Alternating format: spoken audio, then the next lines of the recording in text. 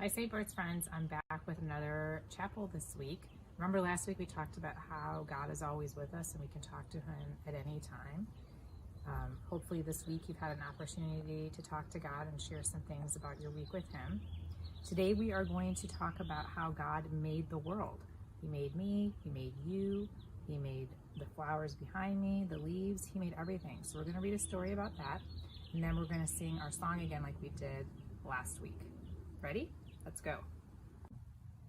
When God made the world. Look at the beautiful pictures in this book. In the very beginning, before anything was, before God started doing what it is God does, when all that existed was wide open space, God imagined a universe and began to create. God hung trillions of lights, stars big and stars bright. God turned the dark sky into a glorious sight. God put planets in places with moons in some cases, and galaxies that reach the outermost spaces. God made comets that fly and tails through the sky, and asteroids and meteors that sometimes zoom by. And with cosmic explosions, God set space in motion, causing planets to orbit their suns with devotion. And somewhere amid all the swirling light, inside a cluster of milky white, among stars and planets and cosmic dust, God made a place for the story of us. Because when God made the world, God displayed heaven's glory for you and for me and for all the world's stories. Our planet God made a blue and green sphere and designed it to orbit the sun once a year. God made daytime and nighttime, climates and seasons, and all kinds of weather that varies by region. God made continents and oceans, islands and seas, a north and south pole that God put in deep freeze. God carved rivers and brooks, mountains and caves, made beaches with sand and huge crashing waves. God made tropics and plateaus, glaciers and meadows, marshes and tundras and erupting volcanoes. God made some places high with peaks in the sky, and places where snowflakes still fall in July. And in quite a few spots, God made it so hot, should you visit, just know that you must drink a lot. God made valleys so low and geysers that blow, and under Earth's surface, God put well springs that flow. Then with gardens and forests and other things green, God made Earth come to life using soil and seed. God made cypress and pines, bushes and vines, all kinds of trees with leaves God designed.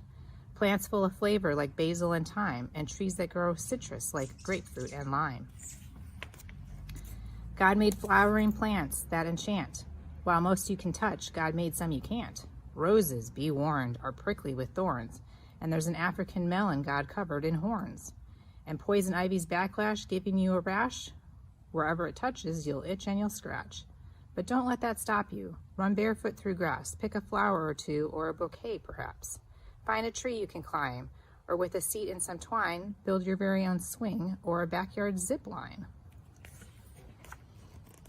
And when you eat grapes or pour syrup on crepes, or into a forest you go to escape, give thanks to God for all that God made, for the fruit and the syrup, for the trees and the shade. Because when God made the world, God did all that God could to create every detail for our joy and our good. Now what happened next is a mystery at best. But God made a bird, and that bird made a nest. So God filled the sky, perhaps over time, with birds, and most learned how to fly. God made bluebirds and blackbirds, big birds and small birds, a few birds quite absurd, and the loudest birds you've ever heard. Crows crowed, doves cooed, chickens clucked, owls hooed, robins chirped, pheasants whirred. The world got noisy when God made birds. Then the oceans God filled with fish, sharks, and krill, creatures God made with fins and with gills, swordfish and trout, fish sleek and fish stout, and whales that God made to breathe through a spout.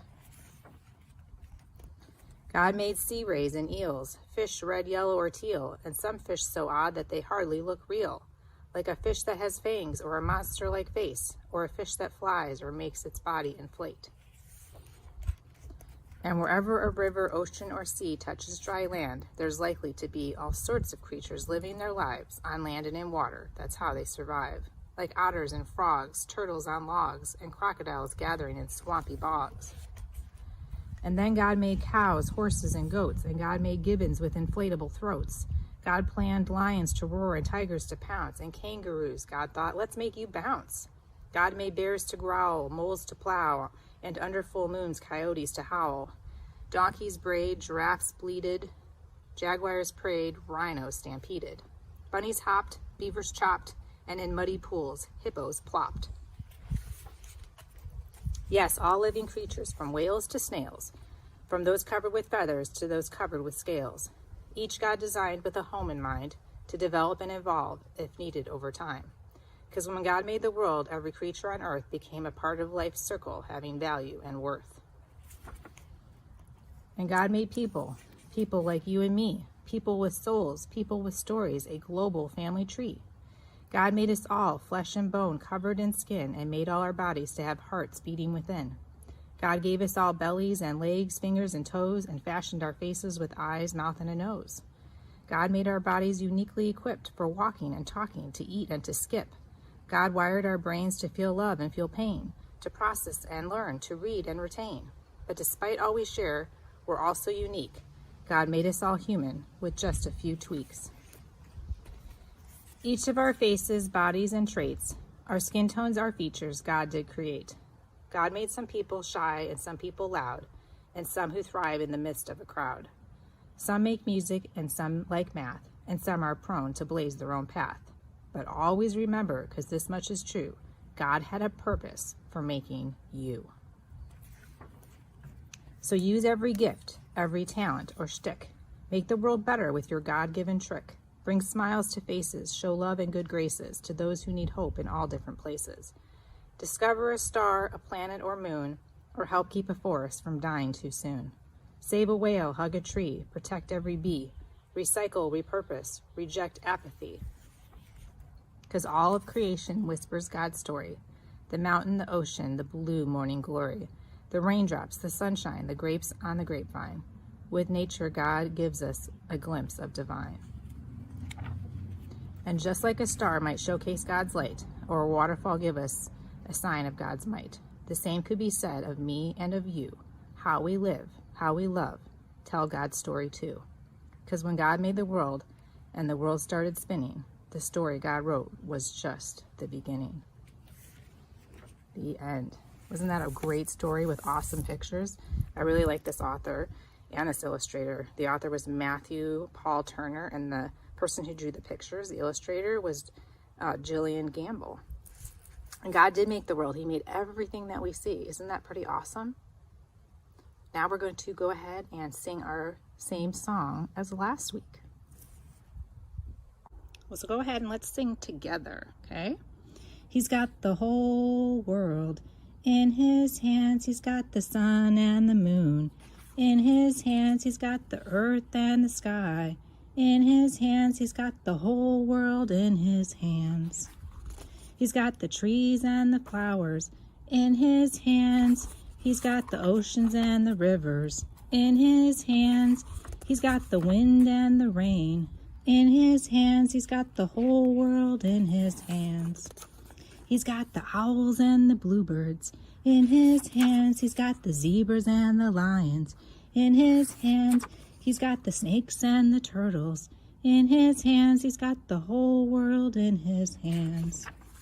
He's got the whales and the dolphins in his hands. He's got the lobsters and the crabs in his hands. He's got the spiders and the bugs in his hands. He's got the whole world in his hands. He's got the grandmas and the grandpas in his hands. He's got the tiny little babies in his hands. He's got the mamas and the papas in his hands. He's got the whole world in his hands. He's got everybody in his hands. He's got you and me, sister, in his hands. He's got you and me, brother, in his hands. He's got the whole world in his hands. Look at everybody. All the things that God's holding on to. I hope you had fun today at chapel. This week, take some time to talk to God. Think about everything he's created in our world, the whole world itself. And I will see you next week. Bye.